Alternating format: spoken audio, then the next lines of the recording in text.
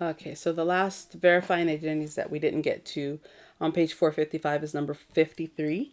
And so cosine over 1 plus sine is supposed to equal 1 minus sine over cosine.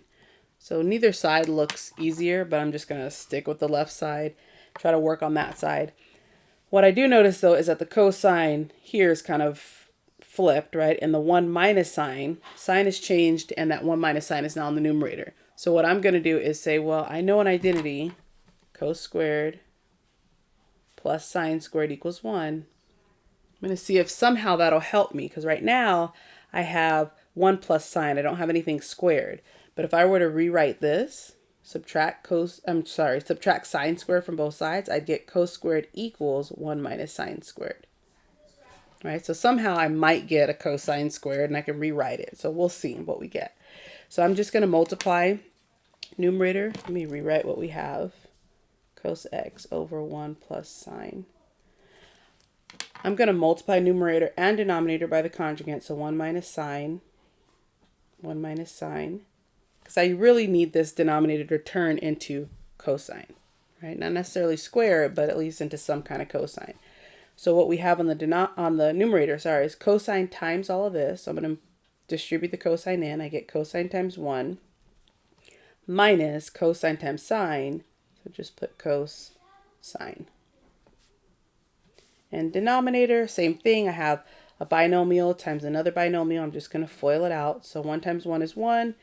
And then when I'm multiplying a number in its conjugate or a term in its conjugate, the middle part cancels out. So 1 times negative sine is negative sine. 1 times sine is positive sine. Those cancel out. And I'm left with just sine times negative sine, so negative sine squared x. All right, which we can now rewrite. Numerator, I'm going to leave it how it is for now. Minus cos times sine. Denominator, this is the identity that we know of. I know that cosine squared equals 1 minus sine squared, so I'm just going to rewrite the denominator as cos squared. And then we keep going. Numerator, remember I didn't want cos squared on the denominator, I just wanted cos, and I want a 1 minus sine, which I kind of have, but it's a little hidden. On the numerator, I have a GCF. I have a cosine here. I'm subtracting it by another cosine sine.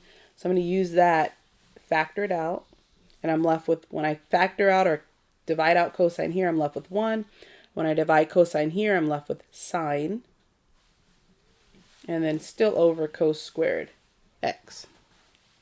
Which now it's a little bit more clear that I have almost what I want on the numerator. I have what I want on the denominator, just a little bit more. And now I can say, okay, cosine over cos squared is going to cancel out to 1 over cos. So then I'm left with exactly what I want. 1 minus sine x over cosine x. So now left and right side are congruent.